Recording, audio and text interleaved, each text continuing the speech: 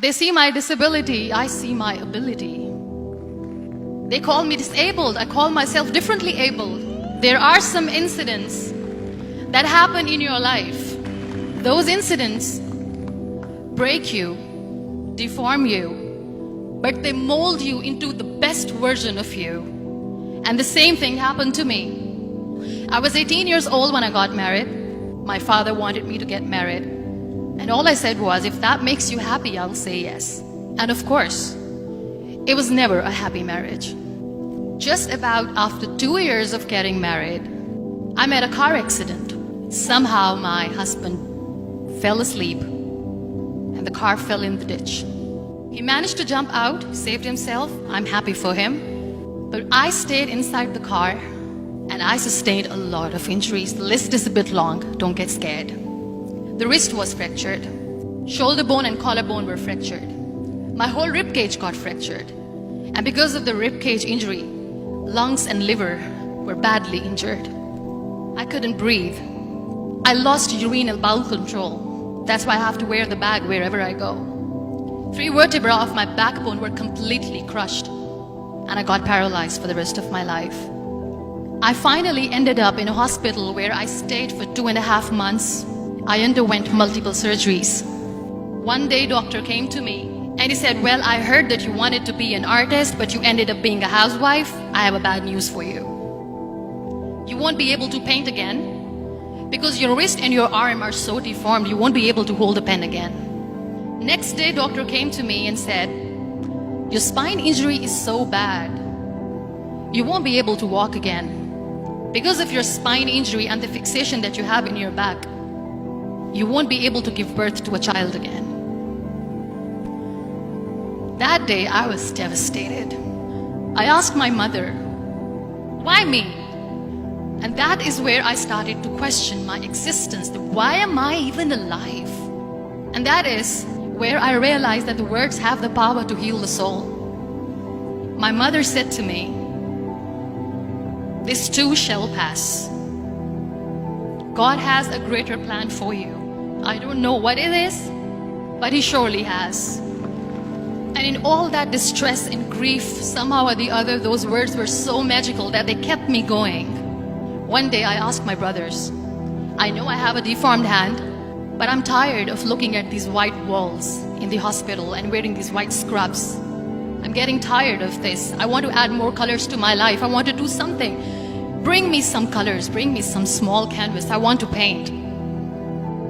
So the very first painting I made was on my deathbed, where I painted for the very first time. It was not just an art piece or just my passion. It was my therapy. And then I was discharged and I went back home. And I went back home and I realized that I have developed a lot of pressure ulcers on my back and on my hip bone. I was unable to sit. There were a lot of infections in my body, a lot of allergies. So doctors wanted me to lie down on the bed straight for not 6 months, for not 1 year, for 2 years.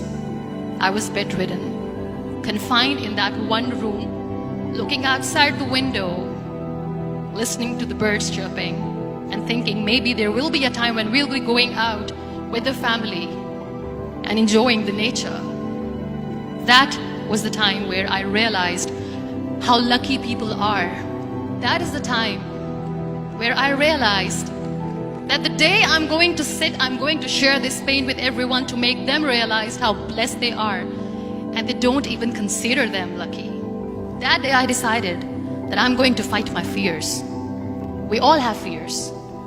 Fear of unknown, fear of losing people, fear of losing health, money. We want to excel in career, we want to become famous, we want to get money. We are scared all the time. So I wrote down one by one all those fears. And I decided that I'm going to overcome these fears one at a time. You know what was my biggest fear? Divorce. I was trying to cling on to this person who didn't want me anymore, but I said no. I have to make it work. But the day I decided that this is nothing but my fear, I liberated myself by setting him free. And I made myself emotionally so strong that the day I got the news that he's getting married, I sent him a text that I'm so happy for you and I wish you all the best. And he knows that I pray for him today. Number 2 was, I won't be able to be a mother again. And that was quite devastating for me. But then I realized there are so many children in the world, all they want is acceptance. So there is no point of crying, just go and adopt one. And that's what I did. People think that they will not be accepted by the people because we, in the world of perfect people, are imperfects. So I decided that instead of starting an NGO for disability awareness, which I know will not help anyone, I started to appear more in public. I started to paint. I decided that I'm going to join the national TV of Pakistan as an anchor person. And I've been doing a lot of shows for the last 3 years.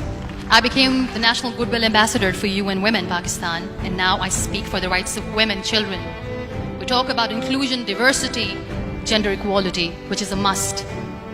Every time I go in public, I always smile. It's always a big toothy smile on my face, and people ask me, don't you get tired of smiling all the time? What's the secret? I always say one thing, that I have stopped worrying about the things that I have lost, the people that I have lost. Things and people who were meant to be with me are with me. And sometimes, somebody's absence makes you a better person. Cherish their absence. It's always a blessing in disguise. Live your life fully. Accept yourself the way you are. Be kind to yourself. Be kind to yourself. I'll repeat, be kind to yourself, and only then you can be kind to others.